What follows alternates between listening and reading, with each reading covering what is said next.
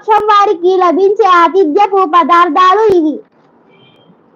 మేము మిమ్మల్ని సృష్టించాము, మరెందుకు మీరు ఈ విషయాన్ని ధృవీకరించరు?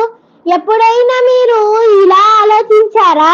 మీరు విడిచే ఈ రేతస్సుతో బిడ్డను మీరు తయారు చేస్తారా, లేక దానిని తయారు చేసే వారము మేమా? మేము మీ మధ్య మరణాన్ని విభజించాము, మీ రూపాలను మార్చివేసి మీరు ఎరుగని మరేదైనా రూపాల్లో మిమ్మల్ని సృష్టించే విషయంలో మేము ఆసక్తులు కాము. మీ మొదటి పుట్టుకను గురించి మీకు తెలిసే ఉంది, మరెందుకు మీరు గుణపాఠం నేర్చుకోరు? ఎప్పుడైనా మీరు ఇలా ఆలోచించారా? మీరు నాటే ఈ విత్తనాలతో పొలాలను మీరు పండిస్తారా, లేక వాటిని పండించే వారము మేమా? మేము తలుచుకుంటే ఈ పంట పొలాలను పొట్టుగా చేసి వేస్తాము. అప్పుడు వీరు మేము చాలా నష్టంలో పడిపోయామని, అసలు మా అదృష్టమే కాలిపోయిందని రకరకాలుగా మాటలు చెప్పుకుంటారు. ఎప్పుడైనా మీరు కళ్ళు తెరిచి ఇలా చూసారా? మీరు త్రాగే ఈ నీటితో మేఘాల నుండి మీరు కురిపిస్తారా, లేక దానిని కురిపించే వారము మేమా? మేము తలుచుకుంటే దానిని ఎంతో ఉప్పుగా ఉండేలా చేయగలము. అలాంటప్పుడు మీరు కృతజ్ఞతలై ఎందుకు ఉండరు? మీరు రాజేసే అగ్ని గురించి ఎప్పుడైనా ఆలోచించారా? దానికి సంబంధించిన వృక్షాన్ని మీరు సృష్టించారా, లేక దానిని సృష్టించే వారము మేమా? మేము దానిని జ్ఞాపక సాధనంగాను, అవసరమున్న వారి కొరకు ప్రయోజనకారిగాను చేశాము. కనుక ప్రవక్త, మహోన్నతుడైన నీ ప్రభు నామాన్ని స్తుతించు.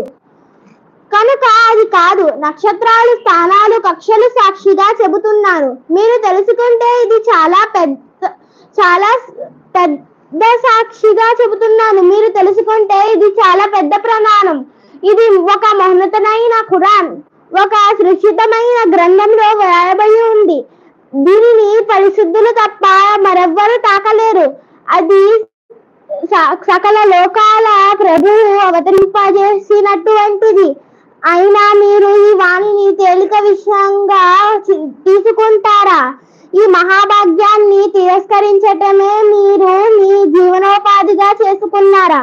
ఇక మీరు గనక ఎవరికి బానిస కాకపోతే, ఈ అభిప్రాయంలో మీరు గనక సత్యవంతులే అయితే, చనిపోయిన వాడి ప్రాణం గొంతులోకి వచ్చినప్పుడు అతడు చనిపోతున్నాడని మీరు కళ్ళారా చూస్తూ ఉంటారు.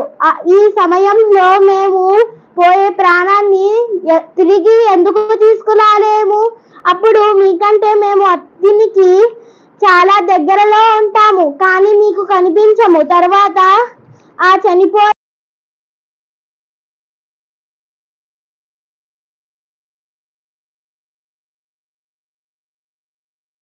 ఒకవేళ అతడు కుడిపక్షం వాడై ఉంటే నీకు శాంతి కలుగుగాక, నీవు కుడిపక్షం వాడువు అని వాడికి స్వాగతం చెప్పబడుతుంది.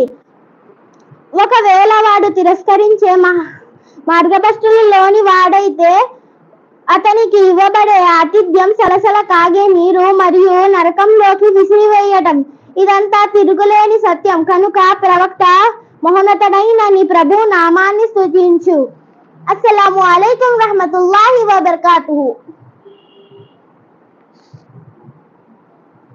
If you like this video, please subscribe to our channel. Thank you for watching.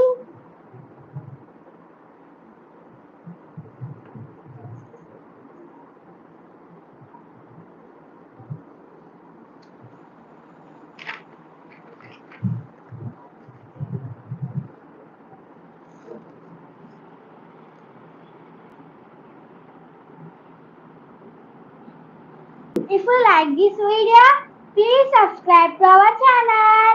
Thank you for watching.